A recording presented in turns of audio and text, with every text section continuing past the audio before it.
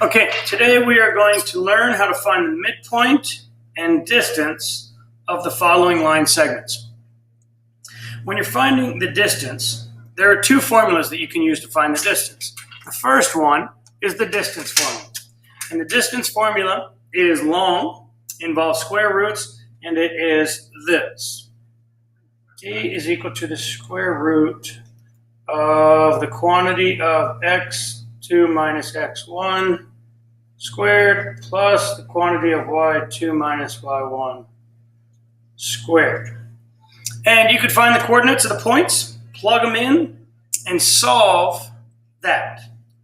Or, if you remember back to the days of finding the slope, you can find the slope triangle, and since you have a right triangle, you can use the Pythagorean theorem.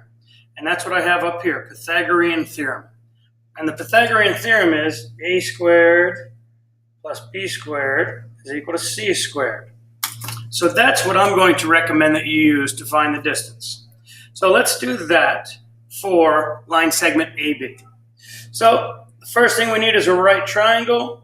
Go back to our rise over run, and I'm going to make a right triangle. As soon as you have a right triangle, you can find the distance. So how many units did I move? I traveled 3 units here, and I traveled 1, 2, 3, 4, 5 units across the top. So now I have a right triangle with a leg of 3 units and a leg of 5 units, and now we can find out the hypotenuse, and the hypotenuse is always going to be C. So let's go down into the area where it asks for the distance of AB and do the Pythagorean theorem. 3 squared plus 5 squared is equal to c squared. Then 3 squared, 9, plus 5 squared, 25, is equal to c squared. And then 34 is equal to c squared. And my question is, how do I find the square, or how do I find c if I know that c squared equals 34? Well, the way you do it is you take the square root of c squared, and what happens is they cancel out. And then whatever you do to one side, you have to do to the other. So the square root of 34. So c is equal to the square root of 34. Now, when you have the square root of a number, and it's not a whole number or a perfect square, you need to go to your calculator.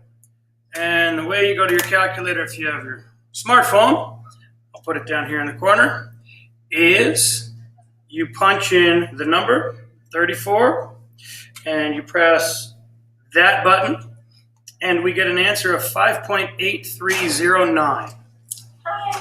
So what we're going to do is we're going to round it to the nearest hundredth, and your answer is going to be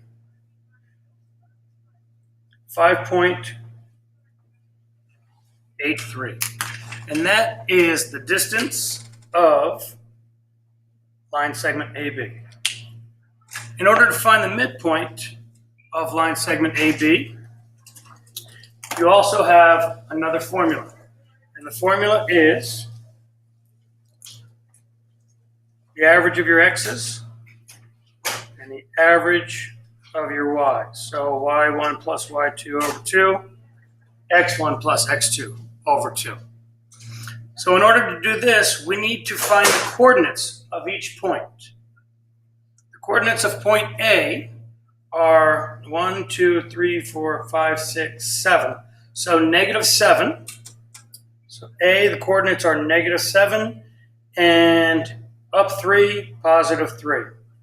The coordinates of B are negative 2 on the x-axis, 1, 2, 3, 4, 5, positive 6 on the y-axis.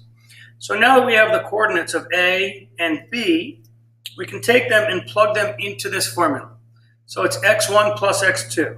So x1, negative 7, x2, negative 2, negative 7 plus negative 2 over 2, comma, y1 plus y2 over 2. Go over here, look at my y's. We have a 3 and a 6. 3 plus 6 over 2. And then we're going to simplify. Negative 7 plus negative 2 is negative 9 over 2. And 3 plus 6 is positive 9 over 2.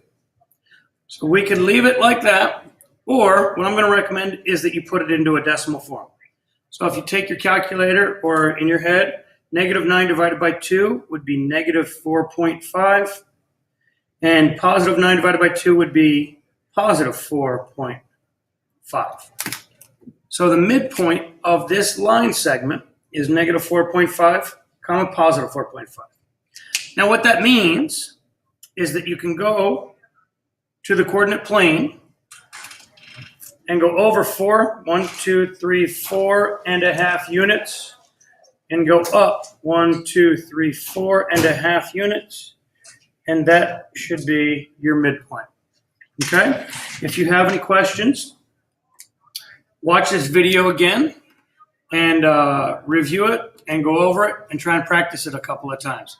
Try and practice CD and see what you get. You should get, see what you get.